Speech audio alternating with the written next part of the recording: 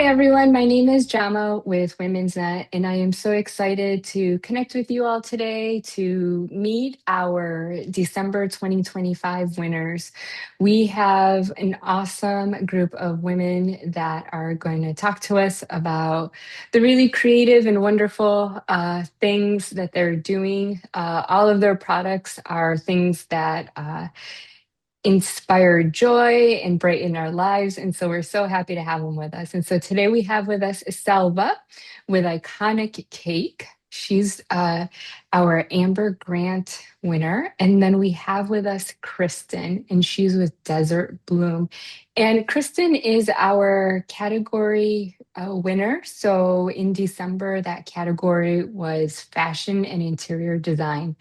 And so, thank you so much for taking the time to be with us, both of you. We do have our startup winner, that's Chitsanzo, and she's with Dupley. And she will be submitting a video with her responses so that we can get to know her a little bit. So, to begin, let's start with our Amber Grant winner, Selva. Thank you so much for being with us today. Can you please tell us a little bit about your business? Yes, so I was raised by a single mom who's new to the country and money was tight growing up. So it led me to learn how to creatively solve my needs, especially cravings with limited resources that I had in an easy bake oven that I got for Christmas. So I would bake using whatever ingredients I could find in the kitchen, experimenting and learning as I went. Growing up fast and developing that creativity with food is what ultimately inspired me to create Iconicake. And so Iconicake is my company that creates DIY dessert mixes with no refined sugar. Our proprietary formula uses real fruits, vegetables, and nutrient-rich grains that reduce sugar by 25 to 50% while still delivering the nutrients of 1 to 2 cups of salad per serving. So the result is this familiar, comforting dessert that supports digestion, balanced energy, and everyday wellness without that blood sugar spike or digestive issues.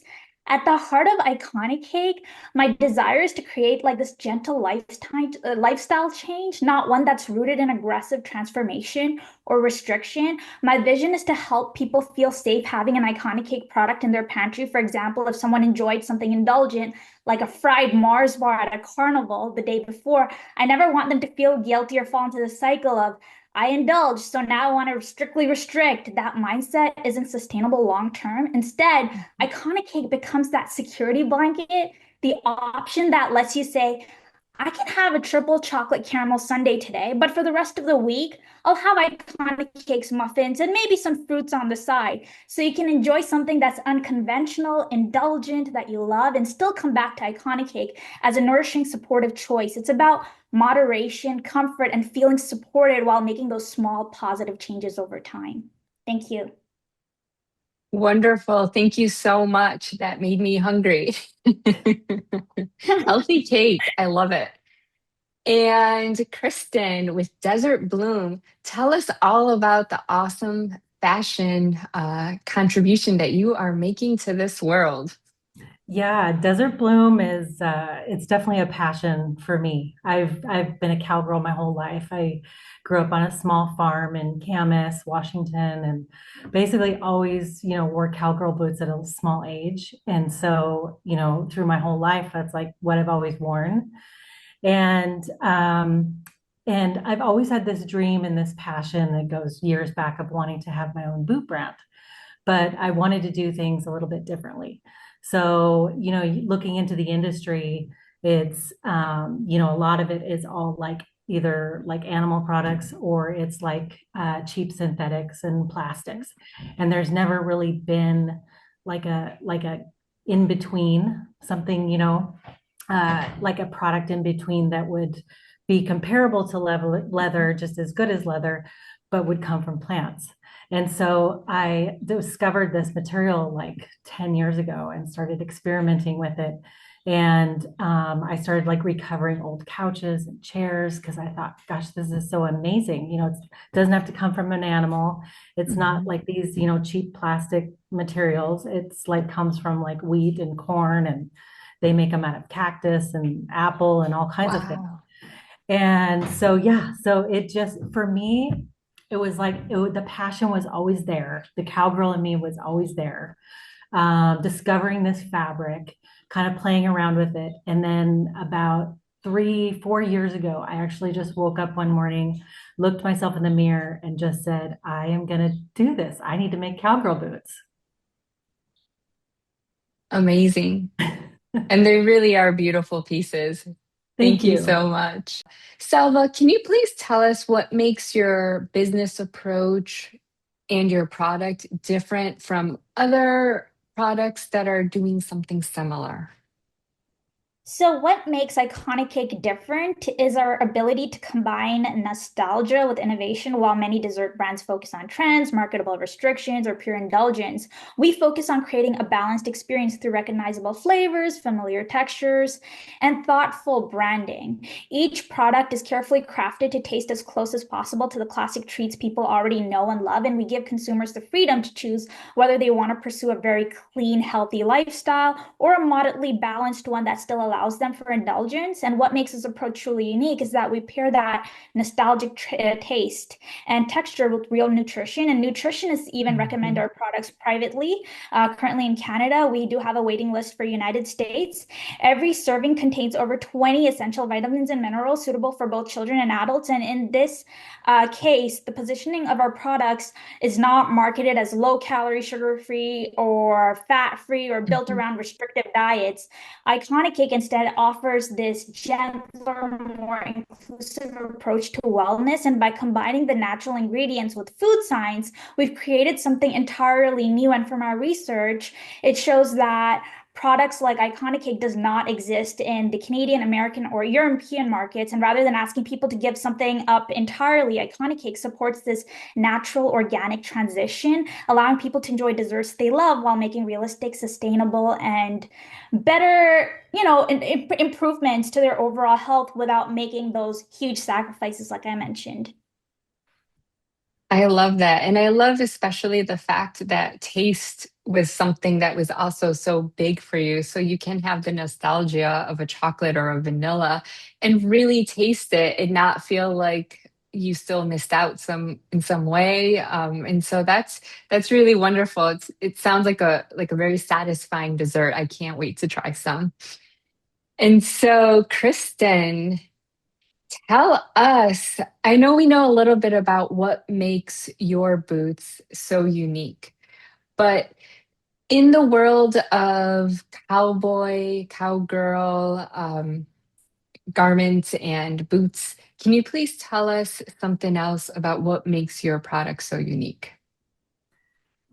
Our product is unique in several different ways. So, like for example, I mean, number one being our material. So Mhm. we're using this new innovative material that's going to hold up just like a traditional leather boot would, but comes from wheat and corn. So we're also our mission around Desert Bloom is around sustainability. So we're not shipping our components from all over the world. We're basically focusing all of our manufacturing processes, all of our development, everything in Mexico. So, and then transporting it to the United States. So we don't have to go very far. We're, keeping down on our carbon footprint. We actually just won the Global Footwear Awards in sustainability, which is a pretty big deal for us. Mhm. So we're pretty proud of that. So yeah, we're also partnering with Souls for Souls. So because in the footwear industry alone, there's a lot of waste. It's not like the apparels industry. You have like 5 SKUs where you've got extra small, small, medium, large, extra large. Well, in the footwear industry, you could have 12, 13, 14 to 20 different shoe sizes per color, per style, per size. So there's a ton of waste that's involved in that. And so by us, partnering with Souls for Souls, we're able to repurpose, any defected boots or returned items that we're not able to resell. They're given away to people like in natural disasters, or they're also have programs that they do all over the world where they're empowering women to start their own businesses and are able to resell these items. So we're trying to do our part and do things differently. That's new for kind of the uh, cowboy footwear industry just in general. It's like having a blue product, introducing a blue product to a red demographic. Wonderful. I absolutely love that. And it's so important to have good wearing shoes. Yes, You yes. can't get very far, and they're sustainable, which makes them even more incredible. Thank you so much. And I've seen a lot out there in terms of sustainable like shirts and pants and clothes, but for shoes, not as much. And so really what you're doing is truly unique. And so thank you. Well, thank you. Yeah.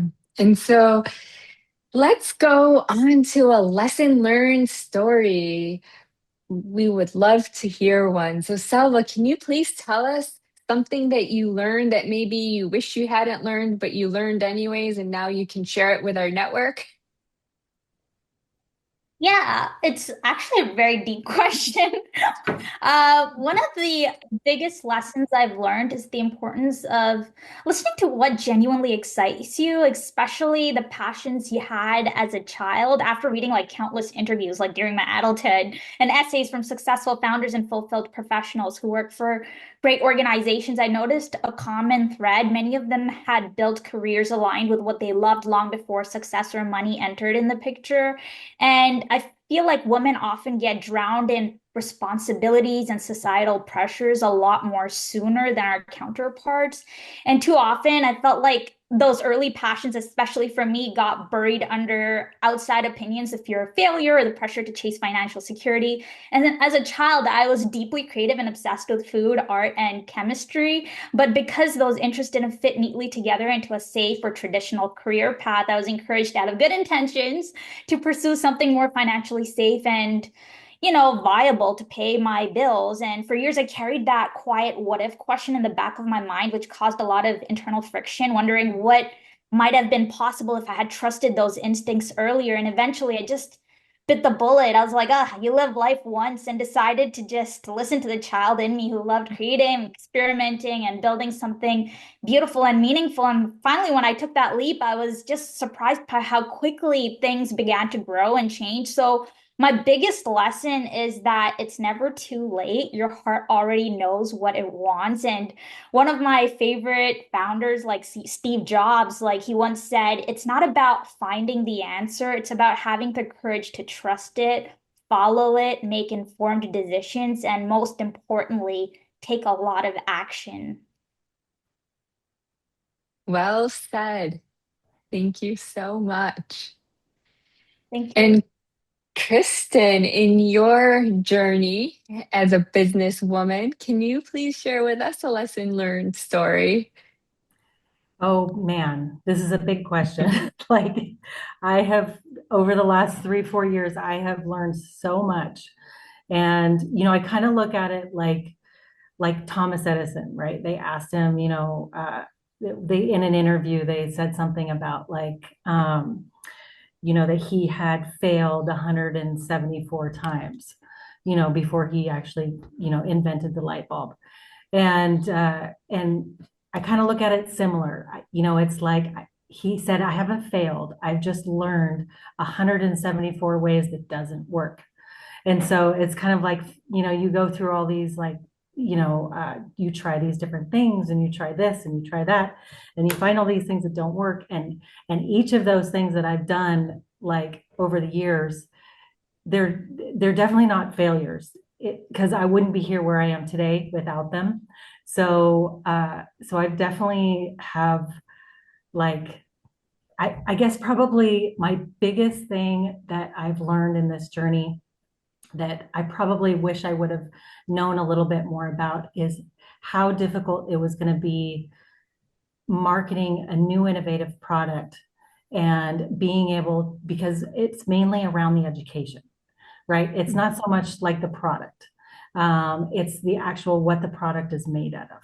And so because the industry for so many decades has always been either one way or the other, and so people are skeptical, right? Because they're like, well, is it going to last? Is it going to hold up? And so that's probably been my biggest challenge that I didn't really expect was going to be so huge. Mhm. was the education behind it. Okay. Wonderful. Well, we're listening and we know it's a great product. And so Yes, thank it you. is a great product.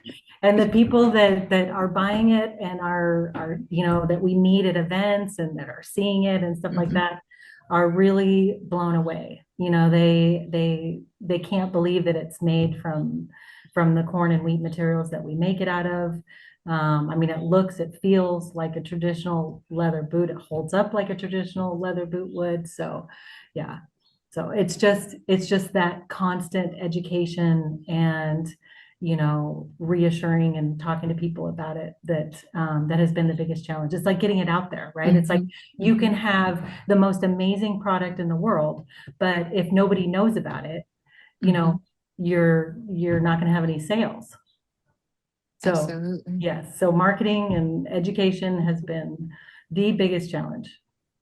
Wonderful. Well, with everything going on with our environment, it sure is, it comes in handy to have such a sustainable product on the shelf that's also stylish and durable. And Yes. so we're very excited that you came up with it. Well, thank you. Yeah.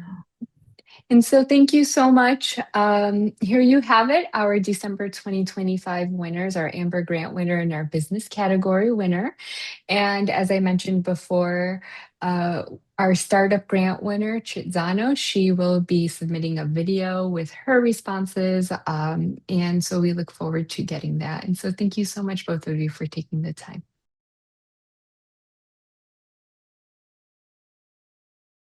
Hi there. My name is Chitsanzo, and I am the founder of Duplii.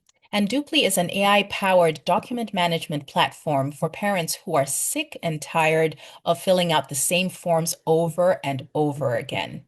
And Dupley is a parent-first digital paperwork hub that saves, organizes, and reuses family information so parents can complete forms in minutes instead of hours. So think of all of your registration forms, your emergency contact forms, the ones that you have to fill out over and over again. And in addition to that, because we're dealing with a lot of personal data for the our most precious children, we make sure that we securely store all data and that we're HIPAA compliant, and we're working towards SOC 2 Type 2 compliance as well. And who inspired this? Well, it was my children. I have two. And when we were searching for a kindergarten for my oldest, we found that it was such a cutthroat process and we had to fill in so many forms. Before that, it was daycare and it had to be so many forms. And then shortly after we finally got him we finished that journey of applying for kindergarten.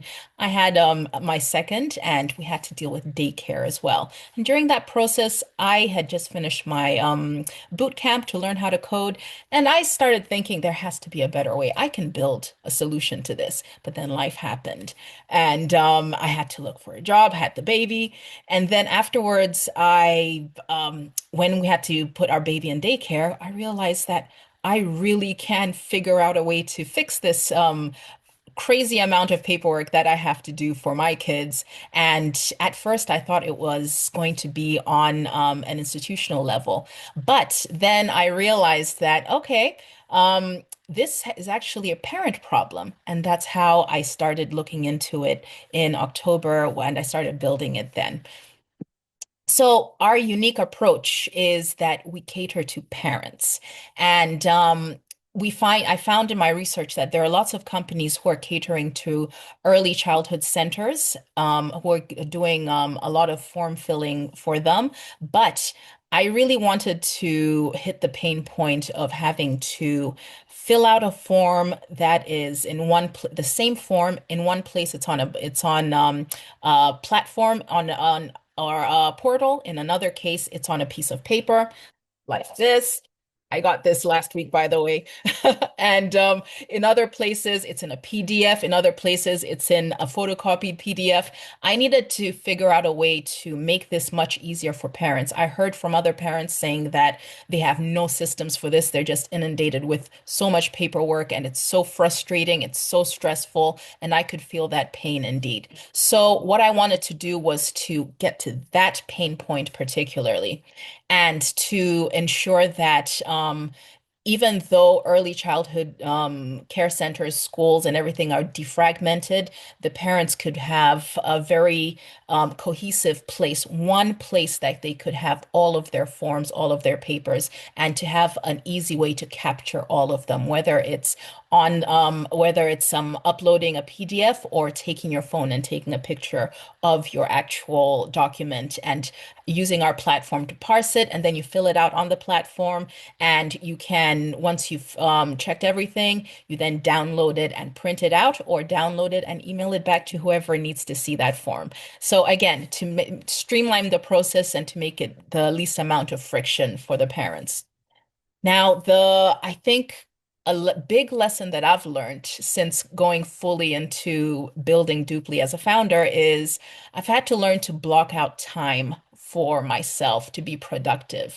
And when I say block out time, I mean that I needed to balance my time and be very protective over my time so that I could balance my family life as well as my work life. And I want to ensure that I not taking anyone for granted, and that the way that I did it was I made sure that every day of the week is dedicated towards something. So 1 or 2 days are for building, one is for marketing, one is for doing founder stuff, whatever that is, and others are for research or whatever it needs to be. But I've by putting them into delegating them to several different days, it gives me a chance to not be as overwhelmed when I'm doing what I'm doing.